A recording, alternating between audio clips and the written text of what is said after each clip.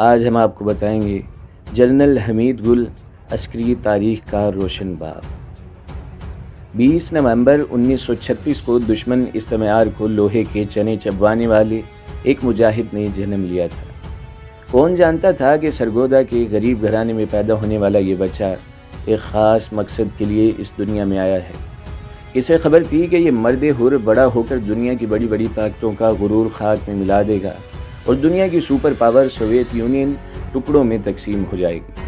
عسکری دنیا کے عظیم نام اور دنیائے انٹیلیجنس میں افسانوی شہرت کے حامل، جس کو تاریخ کبھی فراموش نہ کر سکے گی، جنرل حمید گل نے آخری سانس تک بھارت سمیت تمام دشمن ممالک اور ان کی انٹیلیجنس ایجنسیوں کو تنگی کا ناچ نچائے رکھا۔ وہ اکھنڈ بھارت کی راہ میں حائل سب سے بڑی رکاوٹ تھے، جن کی دلیرانہ پالیسیوں پر را کے چیف کو گھٹنے ٹیکنے پڑے تھے۔ ایک محب وطن ہونے کے ناطے انہوں نے خطے میں بھارتی عزائم کو ہر قدم پر ناکام بنانے میں اہم کردار ادا کیا۔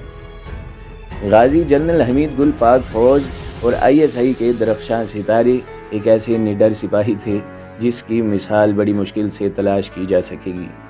ان کی سپاہیانہ صلاحیتوں، عسکری دانشمندی اور فوجی حکمت عملی نے دنیا کو محو حیرت کر دیا تھا۔ جو شہرت جنرل حمید گل کے حصے میں آئی وہ بہت کم لوگوں کو ملتی ہے۔ جنرل صاحب محض گفتار کے ہی نہیں، کردار کے بھی غازی تھے۔ اپنے ناقدین کے سخت جملے سن کر خوش دلی سے ان کا مدلل جواب دے دینا ان کی خوبیوں میں شامل تھا۔ جنرل حمید گل کا نام آج بھی دشمنوں کے دلوں میں ہیبت اور ان پر لرزہ طاری کر دیتا ہے۔ آپ اس پاک دھرتی کا وہ ہیرا تھے جس نے بطور بریگیڈیئر برطانیہ کے عالمی شہرت یافتہ رائل وار کالج کا عسکری کورس یہ کہہ کر مسترد کر دیا کہ انگریز کون ہوتا ہے مجھے جنگ سکھانے والا، وطن کا دفاع اپنی مٹی کے جس فہم سے آتا ہے وہ میرے لہو میں دوڑتا ہے۔ بے شک جنرل صاحب اسلام کے آفاقی پیغام کے پیروکار اور پاکستان کی جغرافیائی اور نظریاتی سرحدوں کے پاسبان تھے۔ اس دبنگ شخص کو پاکستان کی تاریخ کا سب سے کم عمر لیفٹیننٹ جنرل ہونے کا اعزاز حاصل تھا۔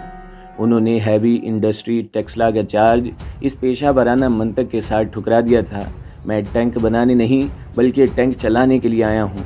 اس عظیم شخص کے جذبہ حب الوطنی اور جہد ملی پر اس کے بدترین نظریاتی مخالف ویر رشک کرتے تھے۔ وہ اتحاد امت پر یقین رکھتے تھے۔ اپنی پیشہ ورانہ زندگی کے آغاز سے آخری سانس تک وہ سالمیت پاکستان، استحکام پاکستان، دفاع پاکستان اور بقائے پاکستان کی جنگ لڑنے کے لیے ہمیشہ ایک مجاہد کی طرح میدان عمل میں سرگرم عمل رہے تھے۔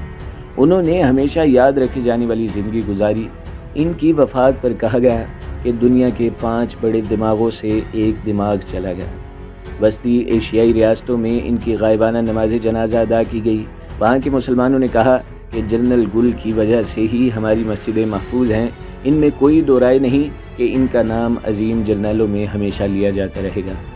مرحوم در حقیقت ایک سچے اور کھرے محب وطن تھے۔ حب الوطنی کا جذبہ ان میں کوٹ کوٹ کر بھرا ہوا تھا۔ انہوں نے زندگی اپنے اصولوں کے تحت گزاری اور انہی اصولوں کی پاسداری میں ہمیشہ وقت کے سلطانوں کے سامنے جھکنے سے انکاری رہے۔ وہ فرماتے تھے، میری منزل اسلام ہے، اسلام آباد نہیں۔ جس دن اس دنیا سے چلا جاؤں تو میرے مشن سربلندی اسلام اور دفاع پاکستان کے لیے زندگی کے آخری سانس تک لڑنا اور ہمیشہ حق کا ساتھ دینا۔ بے شک وہ مر کر بھی امر ہو چکے اور وہ ابھی تک اپنی قوم کے دلوں میں زندہ ہیں۔ وہ نظریہ پاکستان اور پاکستان میں اسلامی نظام کے قیام کے بہت بڑے حامی تھے۔ ان کے تجزیے کا کوئی بھی جملہ بے وزن نہیں ہوتا تھا۔ آپ ہمیشہ پاکستانی قوم کو الرٹ کرتے ہوئے کہا کرتے تھے، افغانستان پر روسی حملہ، افغانستان بہانہ اور پاکستان ٹھکانہ ہے۔ اسی طرح امریکہ کے بارے میں بھی کہتے تھے، 9/11 بہانہ، افغانستان ٹھکانہ اور پاکستان نشانہ ہے۔ انہوں نے ایک دفعہ ٹی وی پر کہا تھا کہ پاکستان نے امریکہ کی مدد سے روس کو افغانستان میں شکست دے دی۔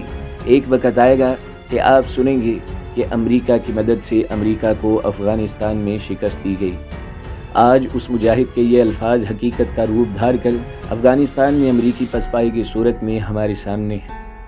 انہوں نے موجودہ بوسیدہ سیاسی نظام کے حوالے سے بھی پیش گوئی کی تھی جو سچ ثابت ہو رہی ہے۔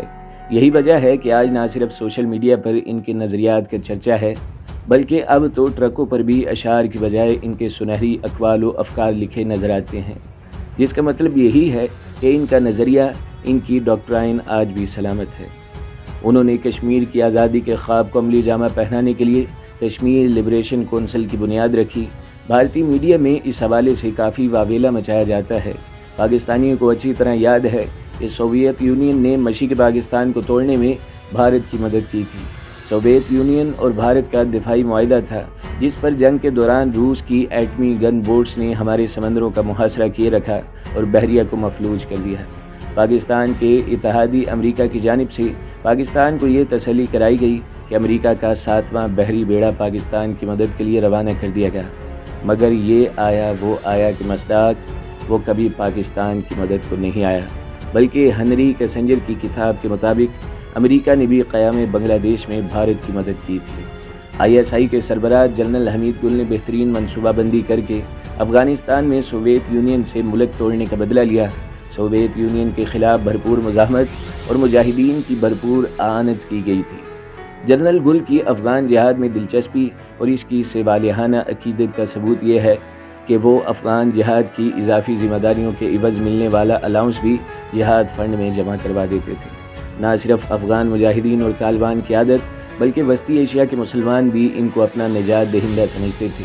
دیوار برلن کے خاتمے کے بعد اس کا ٹکڑا کمیونزم کے خاتمے میں ان کے کردار کے اعتراف کے طور پر انہیں پیش کیا گیا۔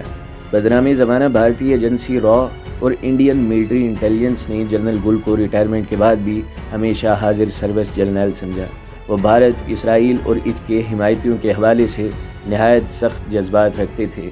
بھارتی دارالحکومت دہلی کے صحافی سشانت سنگھ نے اپنے ایک تجربے میں لکھا تھا کہ حمید گل نے اپنے دور میں خالصتان تحریک کو اس مہارت سے اٹھایا تھا کہ بھارتی حکومت کی چیخیں نکل گئی تھیں۔